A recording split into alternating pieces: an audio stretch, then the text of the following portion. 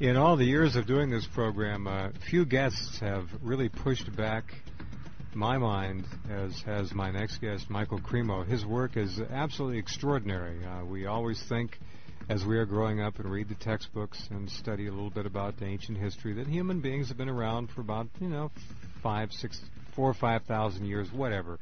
We have a general picture of the human history factor on this planet. Well, Michael Cremo comes along, and with his research and his scholarship, blows that to so many pieces you can't even see them anymore, and tells us maybe humanity has been here for 1 billion or longer years, or at least an intelligent form of life has been on this planet that far back. Welcome back to the program, Michael Cremo. Hello, Jeff. Busy as ever, aren't you? Yeah, really moving around. Your new book, Forbidden Archaeology's Impact, is attracting... It's like you have to hit these guys over the head over and over again, but you're getting some real serious scientific response now to some of it, aren't you? Yes, I am. Of course, the scientific community is a very diverse community, and within it, you've got all kinds of people.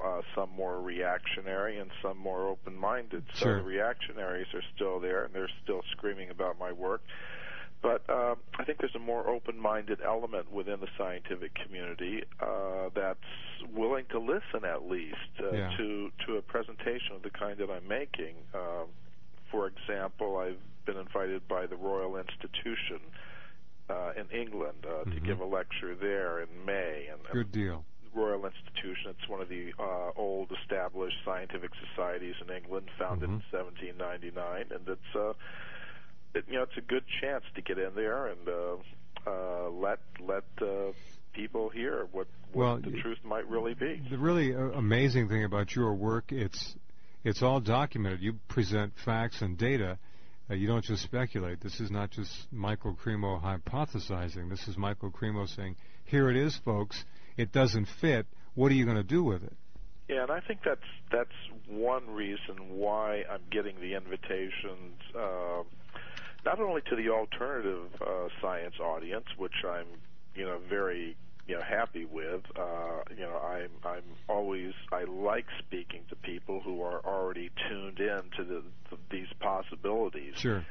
But I think one of the reasons why I'm also getting invited to the mainstream academic and scientific conferences is that I did take the trouble to document all this very carefully, and I think that's what makes it so hard for them to ignore. And some of them are, as I said, they're starting to listen, and many of the younger archaeologists some of them are even coming over to my side on this whole question. Extraordinary. Well, there's strength in numbers, and the more young ones come around, the better. I think the issue of there's no such thing as bad publicity is real good for Michael Cremo. I mean, let him yell, let the doubters and naysayers scream, because the name Cremo is being screamed. Well, that's not what I care about. In other words, I don't mean egocentrically. I mean, Cremo's work is being screened. Yeah, I think that's what the important thing is. Sure, of course. I mean, who cares about me? No, I understand, but wait a minute. Don't be too modest now, Michael. You've been pushing into some very difficult areas. But falsely modest, because I don't think I'm that at all. No, you're proud of your work, and you should be, and this is great. Now, tell me about, I remember the first time you were on the program, I don't know how many years ago now, but so much is happening. Are you getting new data all the time? Are people coming forward and saying, hey, Michael, guess what I know about? Yes, they are, and I'm accumulating a file of those reports, and as time goes by, I think I'm going to have enough to bring out my first blockbuster book was the Forbidden Archaeology book. So I think I'm getting enough material that eventually I'll be able to bring out a Forbidden Archaeology 2. Great. Well, for those who are not familiar with this, we need to do a little bit of background, I guess. The Forbidden Archaeology was released hardback, big book, and then we came out with as I remember, the softbound version, which was The Hidden History of the Human Race, correct? That's right. Okay, that's the book that was the so-called mass trade paperback, which was not cheap, but it was loaded with material, and we've spent a lot of time on that. Now, the new one is Forbidden Archaeology's Impact. In that book, you do exactly what? Well, I document all the reactions to forbidden archaeology and the hidden history of the human race, because people, when I come on a show like this, or when I go to speak at a lecture, one of the questions that always comes up is, well, how have scientists reacted to this? So what I wanted to do in Forbidden Archaeology's Impact is document all that. I've put in that book all the papers that I've given at scientific conferences. I put all the scientific reviews, because the work has been reviewed in most of the major scientific journals of archaeology and anthropology and history of science. So I put all those in there, as well as, and of course, you've got, as I said, you've got a lot of different reactions. Some of the reviews are extremely negative, some of them are neutral, some of them are positive. And I've responded to those reviews, and of course, in most cases, they don't give you an opportunity to respond in print in the same journal to the review. So I've responded in this book to some of those, to some of the more negative critiques, which I think were unfounded. And I've also been carrying on quite a correspondence with scientists and other interested persons around the world, so I've included some of that correspondence with the permission of the people I've been corresponding with, and also put in a few transcripts of some radio and television interviews, just to give people an idea of what the actual response of this work has been. It's been pretty tremendous response. Yeah, it's good. Far.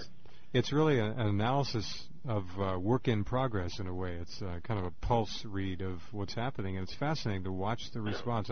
What I did, it was sort of like, I don't know, sending out a flare or something like that. You know, that I think, and when the flare goes off, then you get, it's like on a battlefield. You know, people start shooting at it, and they reveal what their positions are. It's true.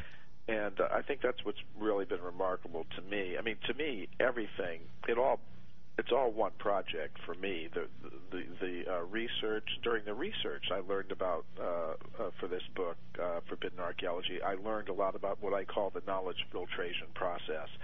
How evidence for extreme human antiquity might be there, but it's suppressed, it's put aside, it's very difficult to get access to. And literally put aside. Right, and then when the book came out, that was also an education to see how it was received.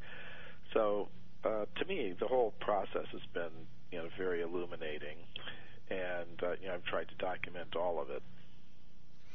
All right, how about some examples of things for our newcomers, Michael, to help them understand the true history on this planet of intelligent, probably human-type people? Yeah, well, I think the first thing a new listener might want to know is what the current idea is. And well, the current idea is that humans like us have existed for about 100,000 years, and before that there would have been only the more ape-like ancestors. So what I've tried to do in my work is find examples of human skeletons and human artifacts that are older than 100,000 years. And what I found is you've got a pretty consistent chain of artifacts and skeletons going back from about 100,000 years to about 2 billion years. The oldest artifacts that I uncovered were some round metallic spears that had been found over the past 20 years or so by miners in South Africa. They're about 1 to 2 inches in diameter. They've got these parallel grooves that go right around the center of them. They're pretty obviously some kind of manufactured object, but they're found in mineral deposits that are about 2 billion years old. So, going forward from that.